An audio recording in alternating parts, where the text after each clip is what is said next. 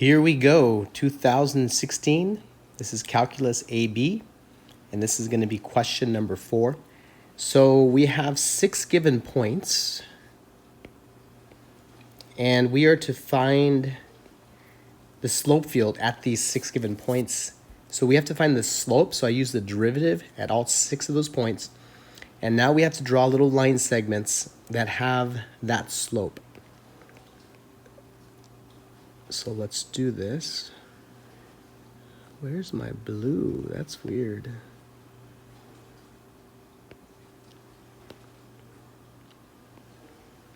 Okay. So the easy ones are the slopes of 0. Right there, that's easy. Another slope of 0. That's easy. And the slope of 1. So we see at 2, whoa. It's not what I wanted.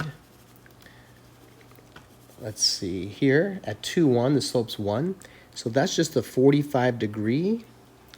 Make sure when you do that your run and your rise are about equal. And here at 0, 1, it's a slope of -1, so it's the same thing but going downwards. It's a little long.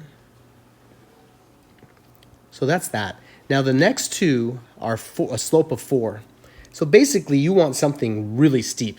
You're probably not going to be that accurate. So a slope of -4 is just a very steep line with a negative slope.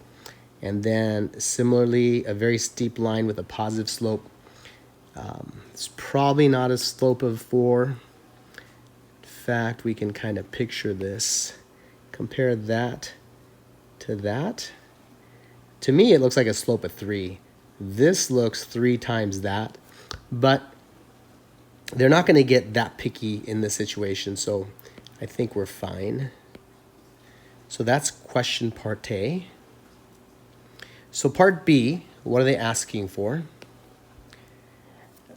So y equals f of x is a particular solution through the point 2, 3. So they're not asking for the particular solution. What are they asking? They want the equation of the line tangent at 2. So you guys should be very practiced at this. So the first thing you should do is point slope form. Write your equation. This should be automatic. And we need to find x1, y1, and the slope to get the equation. Well, x1's easy. They tell us the point at x equals 2. That's the point of tangency. So when x is 2, what's y? Well, that's told to us right here. So y is 3. That's the other y coordinate of the point of tangency. So how do you find the slope? Well, you should all know the slope is the derivative at that point. So we're going to find the derivative at 2, 3. And we're going to plug it into the derivative formula. So it's y squared over x minus 1. So it's going to be 9. So we pretty much are done with the equation. Plug in our y1, our slope, and our x1. Now we can add 3 to the other side to get it into, I don't know which form we would call this, but y by itself, because here's what's going on. Next, and I'm going to give you, some of you are kind of like, oh my gosh, why are you doing this? I already understand. But this is for those, you can kind of fast forward if you understand this.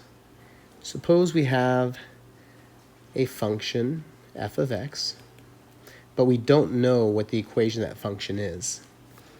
And suppose we have a point of tangency, call it right there, and we have the tangent line equation. So we have that. Now here is what's happening.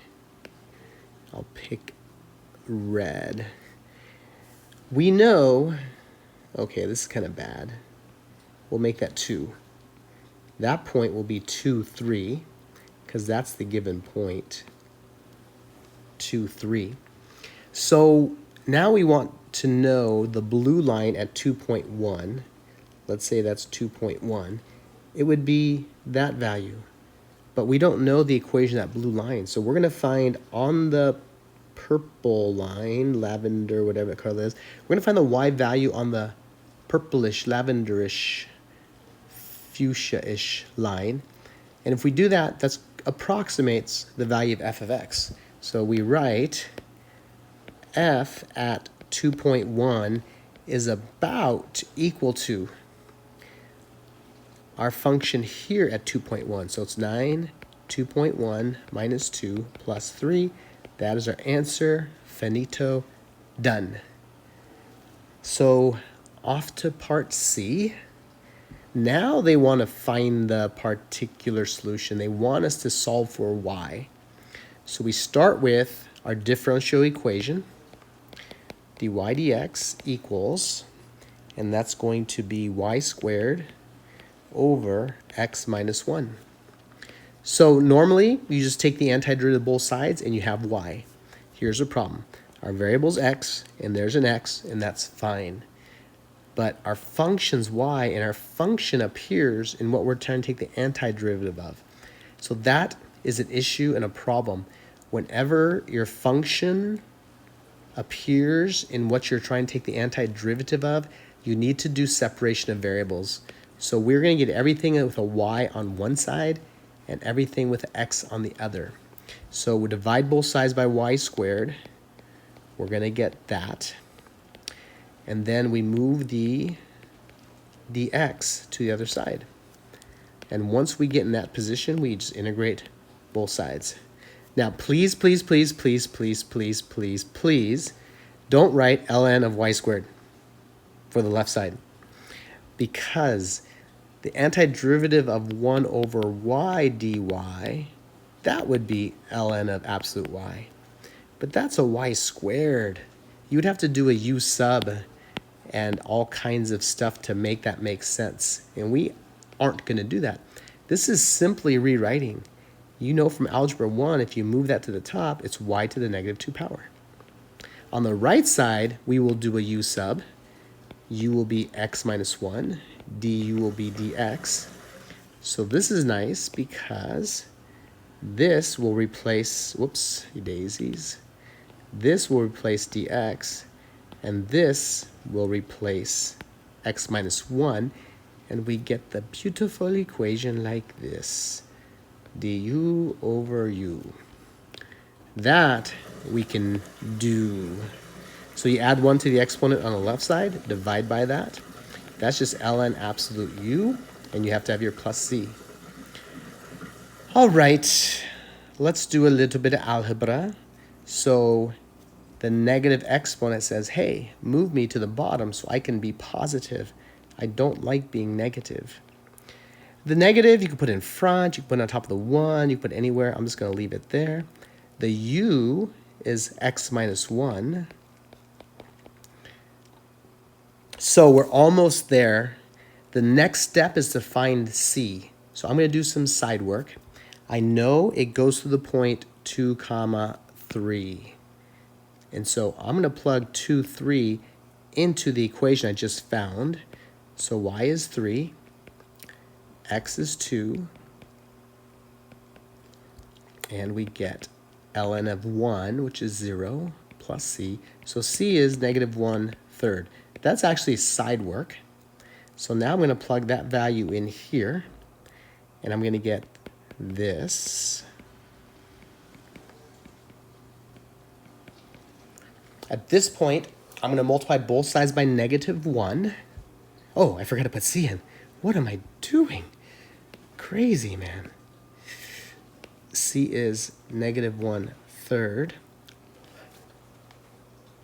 Now I need to solve for y. First, I'm going to multiply both sides by negative 1. So I will get this. I probably should show you what I'm doing since it's so easy to do. All right, it's going to switch over here because this will give me a positive 1/3. That will give me a minus ln of x minus 1, absolute value. Now I reciprocal both sides. So I flip the left side and I flip the right side, which you don't see, there's a 1 down there. So it becomes this. And that 'tis our answer. Now, if you wanted to, you could multiply top and bottom by 3, if you wanted to, on the right side, just to make it a little prettier, so you don't have fractions, but it's just personal preference. And that is it. Hope you got it.